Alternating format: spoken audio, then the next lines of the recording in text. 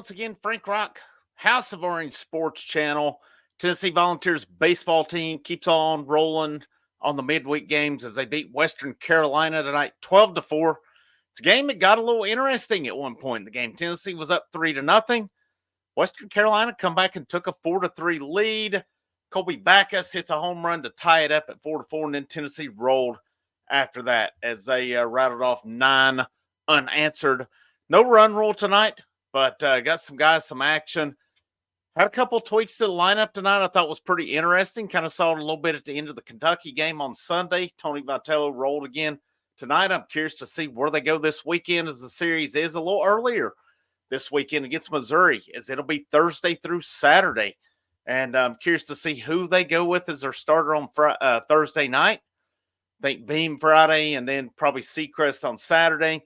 But it should be pretty interesting. So let's get right into this game tonight. So the offense, the man of the night, have a night, Billy Barrels. The stroke was on tonight. Barrels goes tonight 3 for 5, 7 RBIs, 2 home runs on the night. Big night for him. Brings his totals on the year, as he's now at 14 home runs and he has 38 RBIs. Your RBI leader for this team is Dylan Dreiling at 48.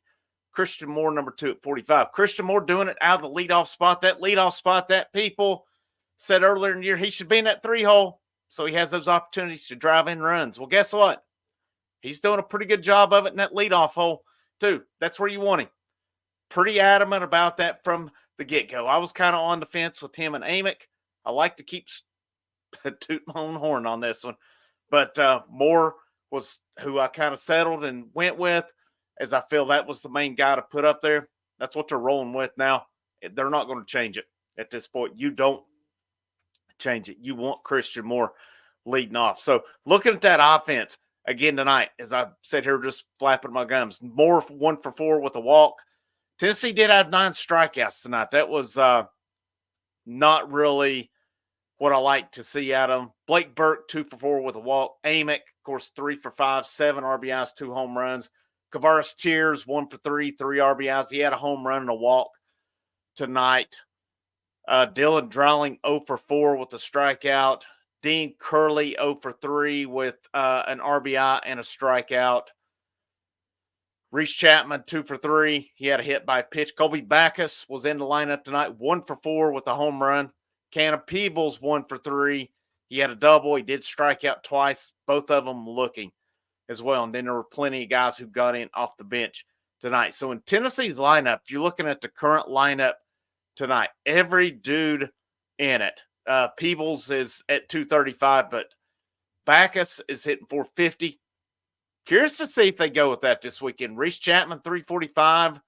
Dean Curley, 316. Dreiling, 321. Tears, 380. Amick, 347. Burt, 412. Moore, 373. Best offense in college baseball. I'm curious to see, and I've talked about it, Vitello at the end of the game Sunday, he had Backus in center, and he had Cannon Peebles, who come in and hit for Hunter Ensley. Tonight, those same 2 guys are in the lineup. So I'm curious to see this weekend against Missouri.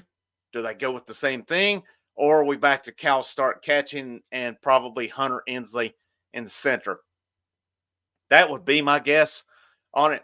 But are they priming up Colby Backus for a run? He's done some pretty good things midweek, but played minimal on the weekends, unless they've been blowouts. So does Backus start to get some opportunities? I mean, you get Ensley had the home run against Kentucky on Friday. He basically did nothing. He played good defensive ball all week. He's in the lineup because of his defense. It's not because of his offense. Same with Cal Stark, even though Cal Stark has had a better offensive year than Cannon Peebles. Make no mistake about it, they tried to give Cannon Peebles every opportunity to take this catching job and run with it. He didn't. Cal Stark he's been pretty solid behind the plate. I mean, at the plate this year, hitting. Of course, he is your best defensive catcher. It's kind of a no-brainer right now. Do I think he's the best fit back there long-term? No, but the results are what they are. He has outproduced Cannon Peebles so far, so he's going to get those nods. And until Peebles takes advantage of it, It is what it is. It's going to continue to happen.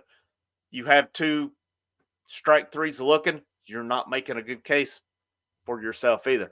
So, good night for the offense. Now let's go to the pitching. Dylan Lloyd, this is a guy I feel like they want to get him ready for the weekends.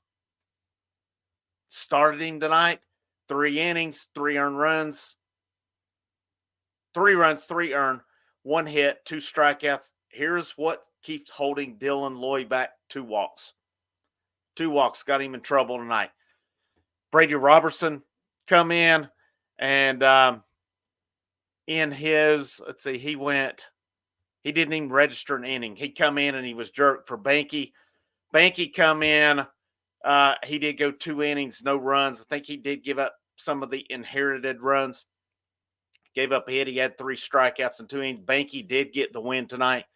Marcus Phillips went 2 innings, 1 walk, no strikeouts for him. Matthew Dallas went an inning, 1 hit, 2 strikeouts, no walks. That's a positive for him. I would much rather a team hit me than to give up a walk and give it to him a freebie. And then J.J. Garcia finished it in the 9th, 1 inning, 3 strikeouts, struck out to side on 13 pitches tonight. So, pretty good night of work for him. So, who are they going to? You kind of wonder on the weekends, why are they throwing some of these guys the amount of innings they are?